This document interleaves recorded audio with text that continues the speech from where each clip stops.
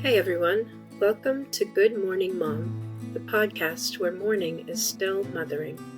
Before we jump in, I just want to remind you this space is about healing, honesty, and growth. Today's guest is Debbie Patten, a mother whose incredible perspectives are sure to touch your heart. Debbie's story carries both heartbreak and deep faith, and we're going to honor all of it. Before we begin, I want to offer a gentle content note. Today's conversation includes discussion of the sudden death of a child, emotional shock and trauma responses, and faith-based meaning-making around loss. If you're in a tender place, please take care of yourself as you listen. Before we get into this conversation, I want to share a little bit of context. There was originally an opening to this episode where Debbie talked about her son Scott, who he was growing up, and the man he became.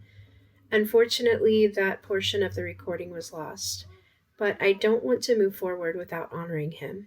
Scott Thomas Patten was 32 years old. He was someone who was loved deeply by his family, his community, and by people far beyond it. After his passing, messages came in from all over the world from people whose lives he had touched. He had a strong faith and was actively involved in youth ministry at his church. He worked at the Marion County Detention Center, where he served as a substance abuse director, and was known and respected, even by the inmates he worked with. He was described as the kind of person who was well-liked everywhere he went, a big, tall presence who, in his own way, carried some insecurities, but still showed up for people in a meaningful way. At his visitation, Debbie says over 3,000 people came to pay their respects that day. As you listen today, I hope you can get a sense of who Scott was and that we can honor his memory together with Debbie and her family. Here's our conversation. Can you take me back to February 4th, 2020 and start wherever feels right for you?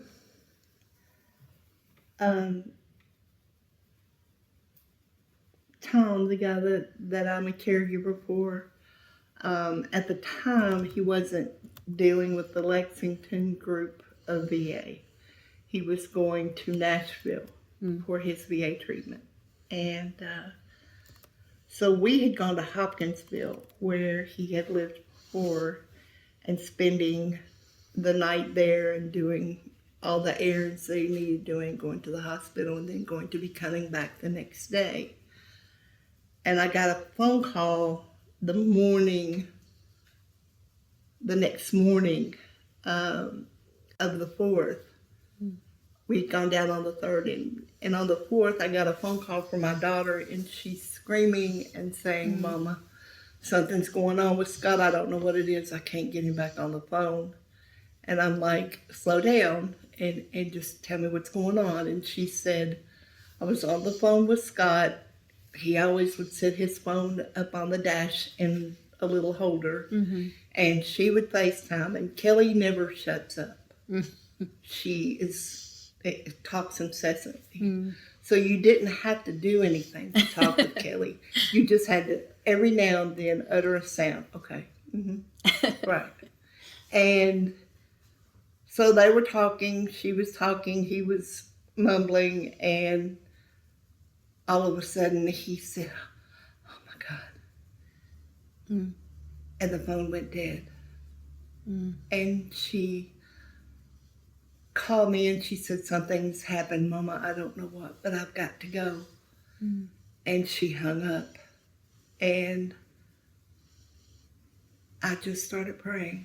God, I don't know what's going on with my baby, but please keep your hands on him. And your will be done. She called back about 30 minutes later. I had, in the meantime, gotten a hold of my sisters, and I was waiting to call Morgan because I didn't know exactly what was going on, so I didn't want to take a chance of scaring him for no reason. And so she called me back about 30 minutes later, and she was hysterical, and she said, Mama, no, Mama, please, no. And I said, Kelly, what's going on? And she said, I can't. And she handed the phone to a paramedic, and they said, ma'am, I'm sorry, but your son is gone. And I just fell. I just slid straight down the wall and landed on the floor. And I started screaming, God, please don't take my baby. Please don't take my baby. And after a few minutes, I knew I had to pull myself together. And Tom said, well, let's go. We've got to go back to Springfield. And on the way back, I called my pastor. And I said, Troy, you've got to go out on Springfield Avenue Highway and find Kelly and take care of her for me until I get home. And he said, what's going on? And I said, Scott's been in a car accident and he didn't make it. Oh my gosh. And I mean, our pastor was as close to him as I am. You know, they were really, really good friends. Yeah. And he said, no, please, no. And I said, yeah. But I said, I've got to get hold of my son. And you've got to take care of my daughter. And so he said, I'll go get Mac. And Mac was our assistant pastor. And he said, I'll go get Mac, who was Scott's best friend. And we'll head out now. What kind of things were going through your mind on that drive?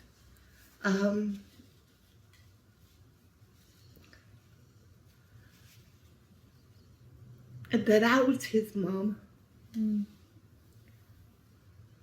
But it was with his father. Sounds like you already had a little bit of peace even in that moment. You have to. You still have to function. Right. I had 2 children and grandchildren that were going to be shut. Yeah.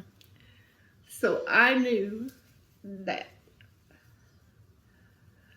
I can't do anything for him. But they were still here. So, but he was fine. And they were not. So, How old was Kelly when all this happened? Kelly, 31. Okay. Yeah. And Scott was 32 and Morgan was 33. Okay. And I knew that I had to get to them. And I had to wait for God to tell me which direction to turn next. We went in to see him. Every thing in his chest had been shattered. Oh, wow. And the motor was sitting in his chest. Oh, my gosh. So he did not suffer. Wow. And thank you, God. What did it feel like to be inside your body in that moment? I was not.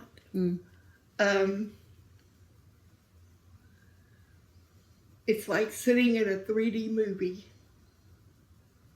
and watching it, but being part of it and not. You're in the movie, but you're sitting there watching it take place. You're aware. You are a part of life, but the whole world's moving around you. People were walking and they were driving and they were talking and laughing and living. I was in a bubble and existing. Yeah. Functioning. One of the things that I tell what I call new mothers to this is that you have to go through a process of remembering, oh yeah, I have to eat. Mm-hmm. Have I been to the bathroom lately? Where are my shoes? Mm-hmm. Do I need warmer clothes on? Am I cold? Am I hot? Mm-hmm. Have I showered today? What do I need to do first? Mm-hmm. What do I need to do next? You have to keep, and it's not easy. It's Right. probably one of the hardest things that you'll ever do, Mm-hmm. is to keep over to the side in your mind functional Mm-hmm. things, you know, Mm-hmm. things that you would do on a regular daily basis. You have to be able to keep up with those. You have to eat. Mm-hmm. You have to go to the bathroom. Right. You have to exist. You have to sleep. You have to wake up. Mm-hmm. You have to move. You have to live. How long do you feel like that state of being lasted? Honestly, it's still lasting. Mm. There are days or moments or glimpses of the past Mm-hmm. that will slam me back Sure. and slow me down to the point to where, okay, God, I need to take a moment and just gather. I need you to help pull me back to where I need to be, because right in this moment, I'm not capable. Yeah. I'm not fully aware or alert or conscious of being able to move forward. Mm-hmm. And he gives me that time. Mm-hmm. He doesn't allow me to give up, but he allows me to sit down. Yeah. And he allows me to take that break, Mm-hmm. so that when I do come back, I'm coming back renewed, Mm-hmm. re-strengthened, Mm-hmm. and able to move forward. I'm so glad that you're saying all of that. I think that as a society, our perspective on what grief is supposed to look like is changing. But I think that people still sometimes have this idea that they're supposed to progress in a certain way, and that they're supposed to move past certain things at a certain point. How And do you move past your child right, leaving this world? right, you don't can't. see them every time. Yeah. You don't, or every moment. You don't deal with them. Mm-hmm. You don't have to pray for them. Right. Even that's hard. Yes. Feeling the burden of worrying for your child lifting is a hard thing. It is. It's critical that you get there Yeah. and that you deal with that. Right. And the thing that most people do not get is that you're not ever going to move past your child being gone. Right. You're not. Right.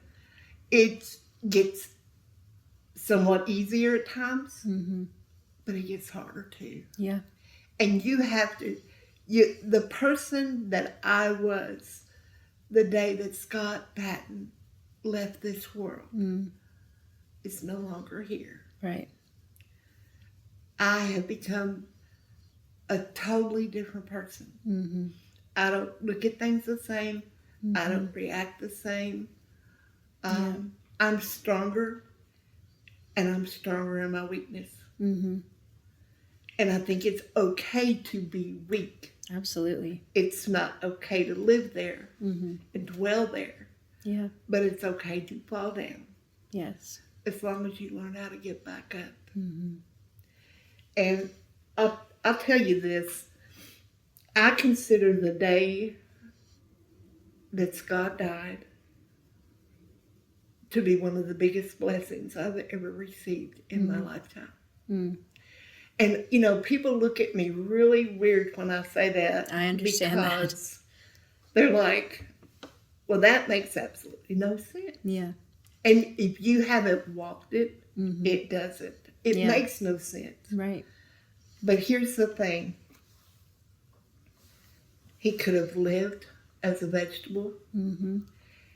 He could have at some point turned away from his faith. Mm-hmm. We were right on the cusp of COVID. Right. He could have gotten COVID and passed in a hospital where I couldn't be with him. Mm-hmm. and lived out his last moments hurting. Yeah. There are so many variables that could have come in, that could have played a part, and they didn't. Mm-hmm. He didn't suffer. Mm-hmm. He left knowing he was loved. Mm-hmm. He closed his eyes and went home. Mm-hmm. That's what we pray for every one of our children. Right, that's true. And it's empowering to be able to say that was a blessing. Right. Most people think that blessings come wrapped in beautiful packages with pretty bows. And it's not true. No, not at all. Sometimes they come through adversity. And you have to be willing to know this is a blessing. Mm-hmm. Thank you, God. Yep. And you have to thank him for all the parts. Yes. You can't just pick out the ones you like and say, well, I thank you for this, God, but over here, this one, don't even try. Right. You have to thank him for all of them. I am of the perspective as well that every hard thing I've been through, I mean, the easy stuff, or the happy stuff, it's wonderful and it is a blessing, but it's not what has shaped me. No. I'm thankful for every hard thing. So Now, I have triggers. Sure. And I'm sure you do too. Absolutely. I have triggers where, like in our hometown, excuse me, if I hear sirens now, I have to call my children and just say, siren check. Yeah. And I have to hear their voice. Yeah. And to me, that's a trigger. Mm-hmm. You know, it's just part of having to deal with what you don't want to deal with again. Yeah. I have to be able to hear from them every couple of days, just because I can. Yeah. I'm their mama. Right. I have rights. Yep. And that, that's something that those are things that I've just had to get people to understand. I have to do this. Yeah. It's part of being who I am now. Mm-hmm. And it's not that I don't trust my children to be okay or to take care of themselves or that God's going to have them. It's just, it comes from loss. Mm-hmm.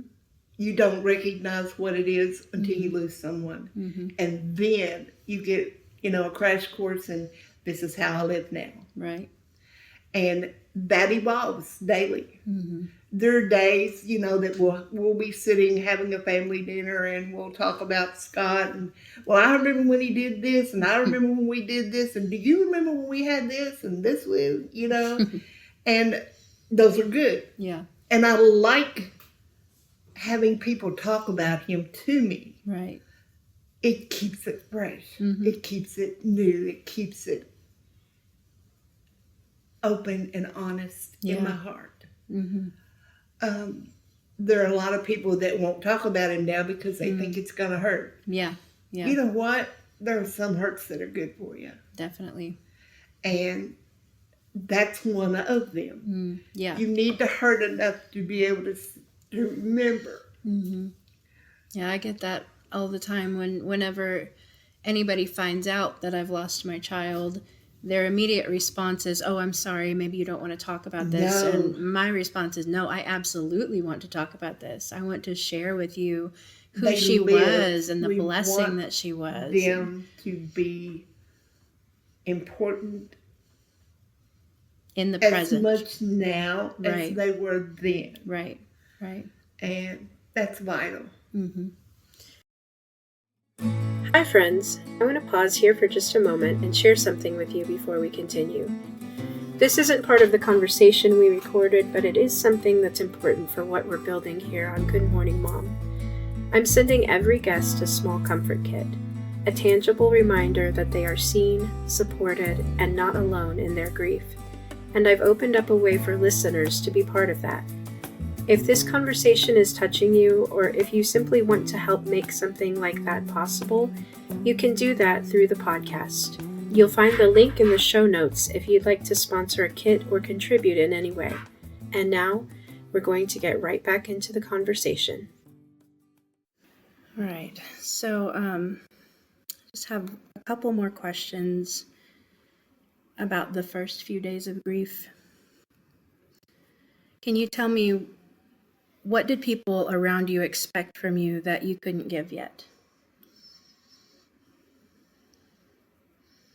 Clarity. Mm.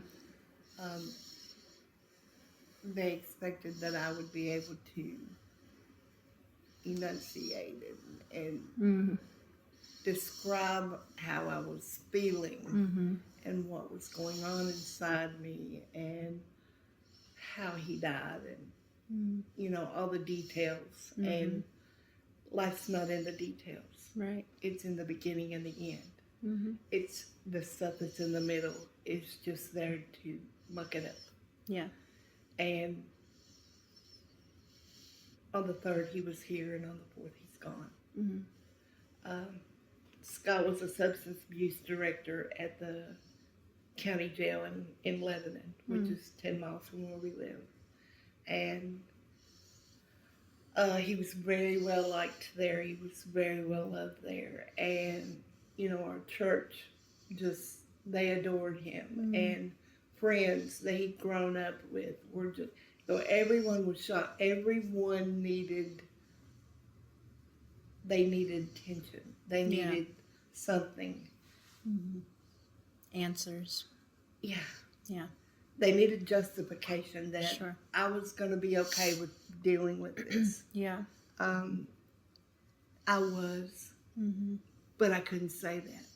I didn't have the energy or the wherewithal to be able to say, I'm doing fine. And that's what they needed, not what I needed. Right. At his memorial,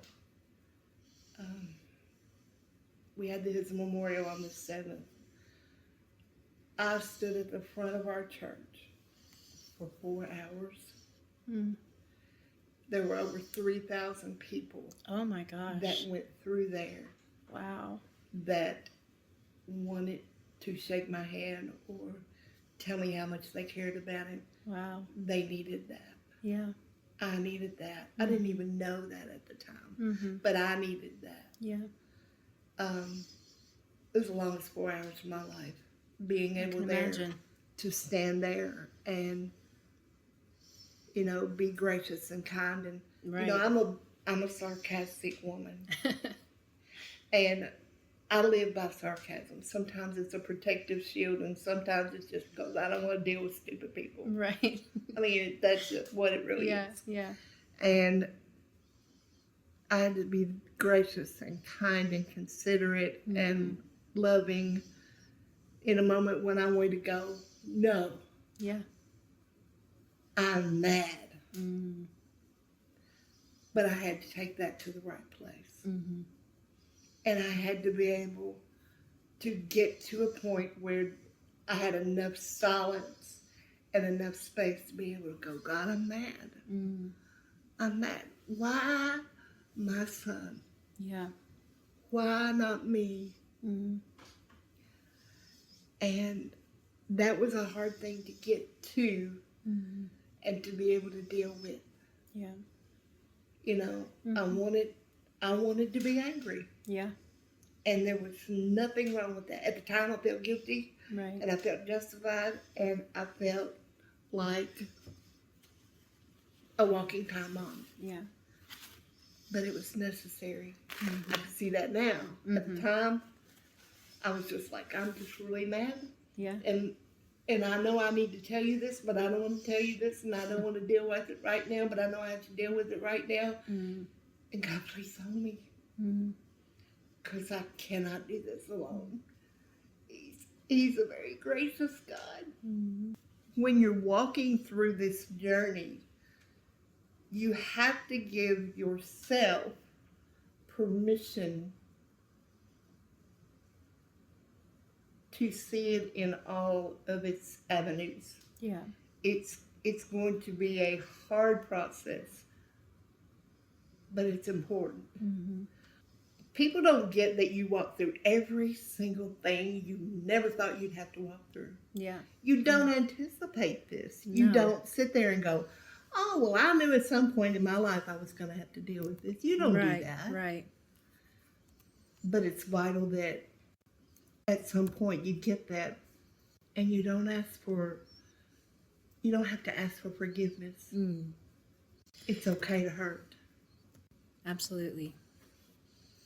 Can you tell me, you said that day became one of the greatest blessings for you. It was. When was the first time that you began to see it as a blessing? Oh. Every day, after the memorial, and everyone goes back to their life, and everyone goes back to work, and everything gets back to what we consider normal.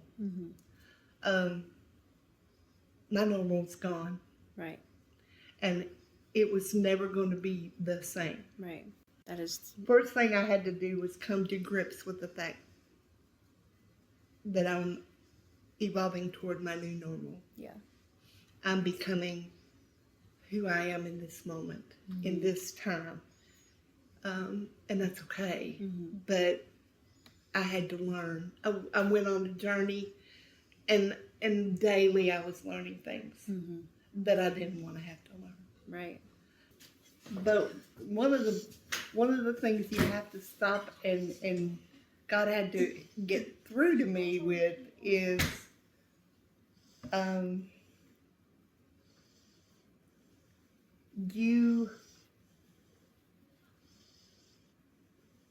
you have to be gracious in accepting blessings. You know, I could have gone against it, and I could have said, no, this is wrong. I can't feel this. Yeah. But I had to take it apart and look at it, and look at the pieces, and look at what he wanted me to learn from it, and look at what he wanted to see. And I had to be able to see that blessings are in everything that happens. Yes. It's your take on them. It's what you let them do with you and through you. Yeah. And it's being able to understand that there could have been so many different things could have played into it. I was saved from them. And I had to be able to accept his love through these blessings. Yeah. Because you feel unloved, you feel Yeah. unworthy, you feel like you should have been able to prevent this. You know, did I have fault in this? Was I a good mom? Could I have been a better mom? Should I have done something different? Did I raise him in the right way? Are there any moments when you experience your grief in a different frame than that? Are there still moments when the anger creeps up and I get angry at circumstances. Okay. It was raining that day. Yeah. The car that hit him, the guy was driving on bald tires. He wasn't impaired, but he was going faster than he should have. Right. He was coming home from work to eat his lunch and go back to work.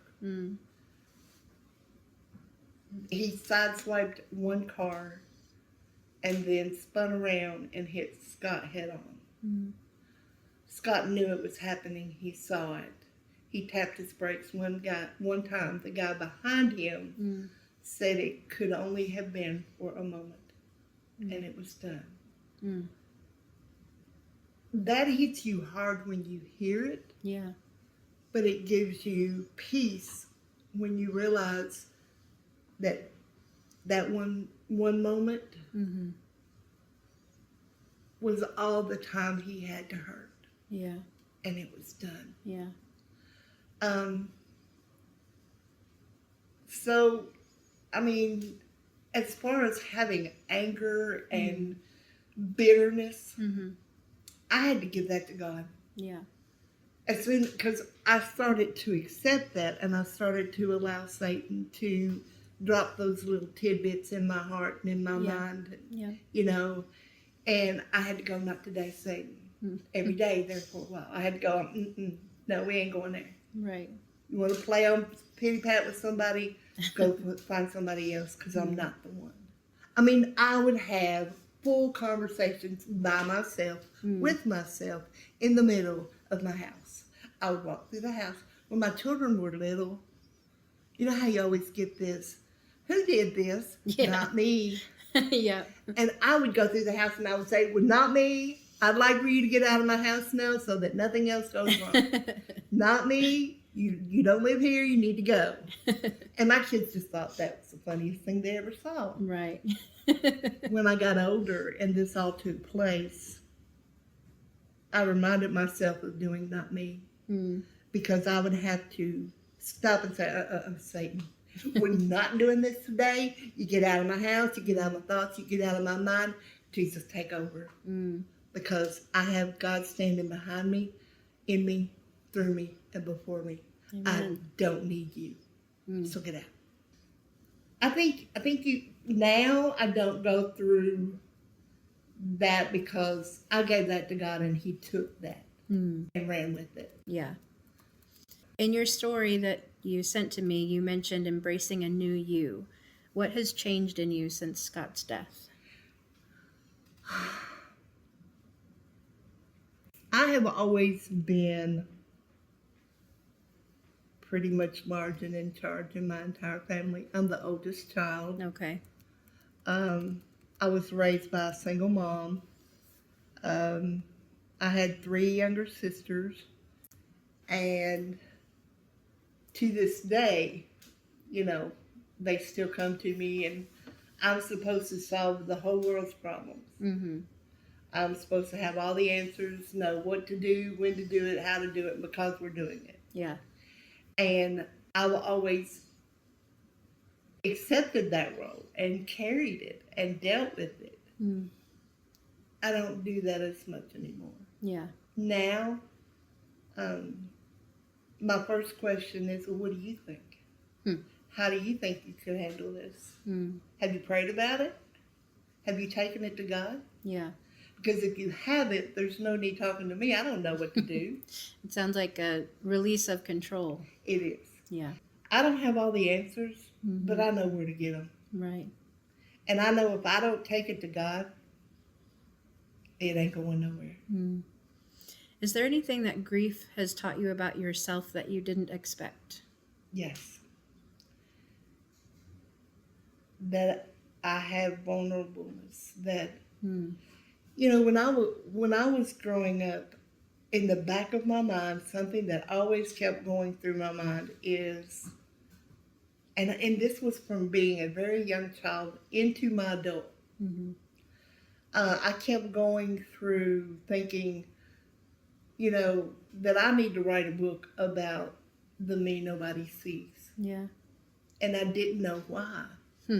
And there is a me that nobody sees. There's a me that all of us have that nobody sees. Right. You know, that unhinged, you know, hair in a mess. Yeah. You know, hairy legs, the great them in 72 days, and, you know, your breath's not quite up to par, and you're not up to par. You don't want to deal with people. You don't want to deal with life. Yeah. You just want to take one of those, I'm going to go to that place today and stay there, because I don't want to live with all this baggage. I just want to lay it down.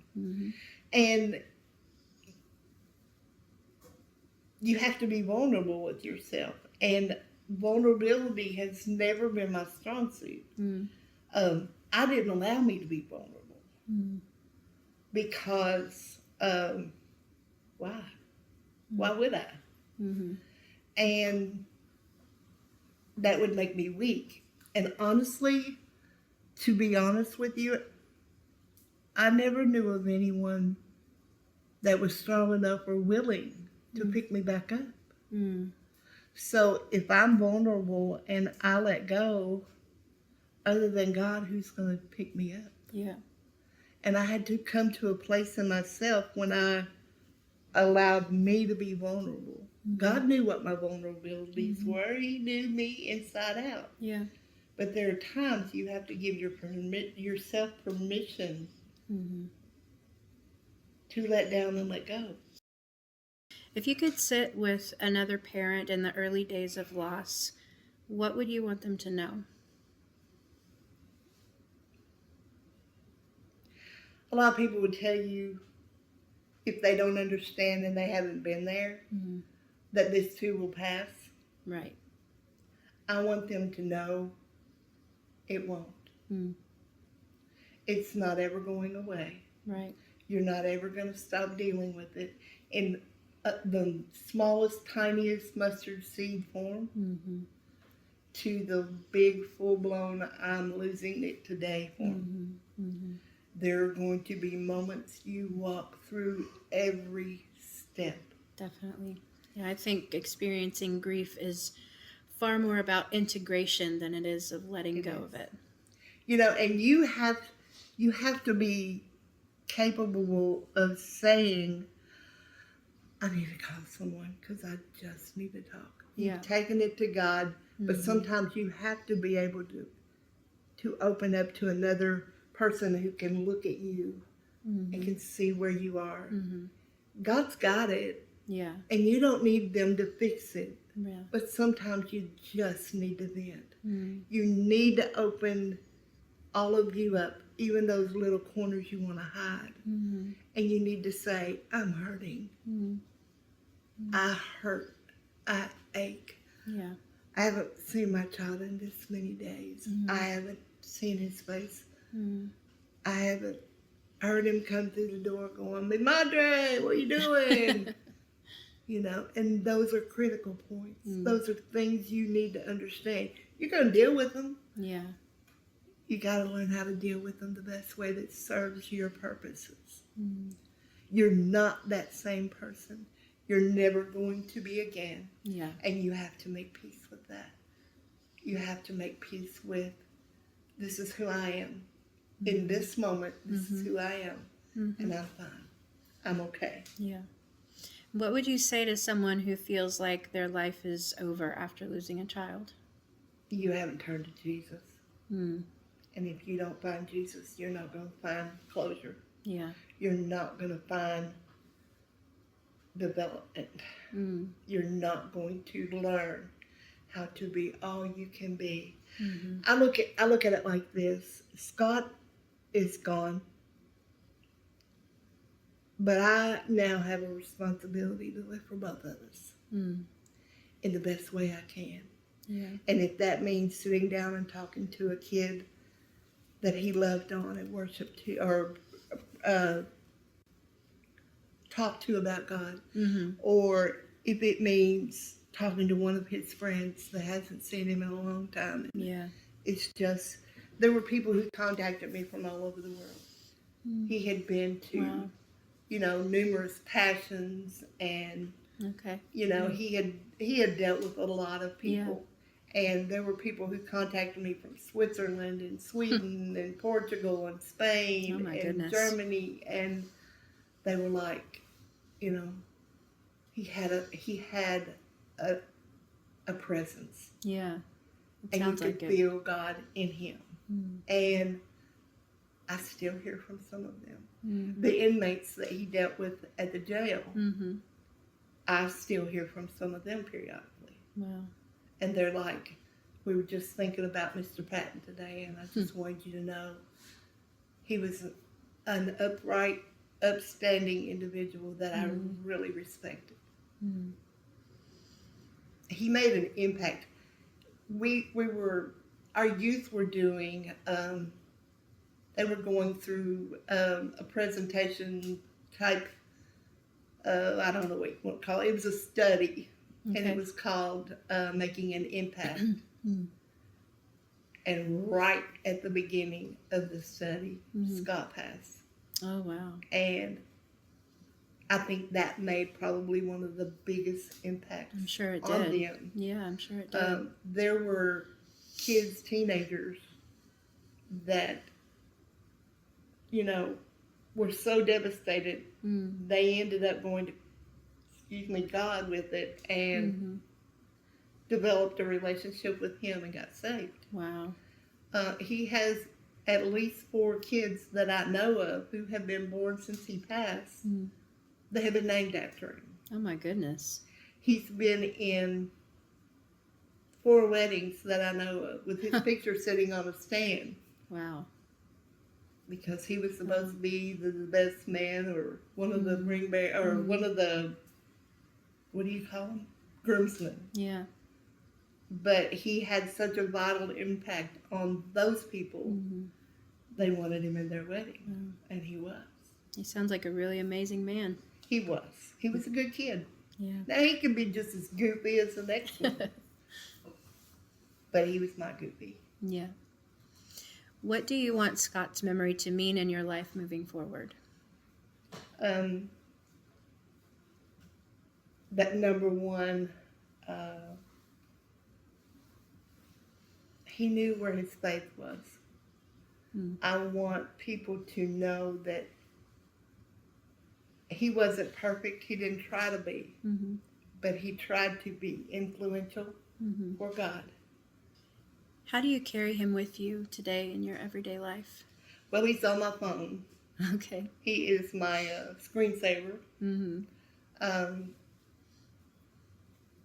In my everyday life, most every day, someone mentions him.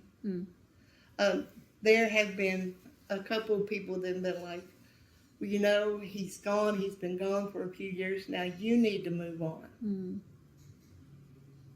And I thank them because in their warped little minds, that makes sense. Yeah. They haven't been through it. But what I tell them is, my prayer for you is that you never walk this path. Right. And if you do, you're wise enough to know you have to let Jesus walk with you before you and behind you. Because you can't do it by yourself. Yep. And it takes a village to raise a child. But it takes a big village to help walk you through losing them. Right. And you have to let people in. Well, Debbie, I just want to thank you so much for sharing your story with us today. I hope I made some kind of sense. Absolutely you did. It's a beautiful, beautiful story, and I know it's going to mean a lot to a lot of people. Thank you. Thank you for sharing your heart with us. Thank you. Thank you for listening to today's conversation. As we close, I just want to take a moment to honor Scott again. Not just how his life ended, but how he lived. The kind of man who left a mark on people everywhere he went.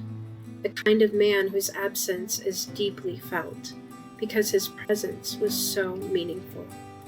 If you've listened this far, I hope you're carrying a piece of his story with you now. And if you are someone who is grieving or loving someone through grief, I hope this conversation reminds you that those we love don't just disappear. They continue to live on in the lives they've touched, in the stories we tell, and in the love that remains. Thank you for being here. This is Good Morning Mom, where morning is still mothering and your love still matters.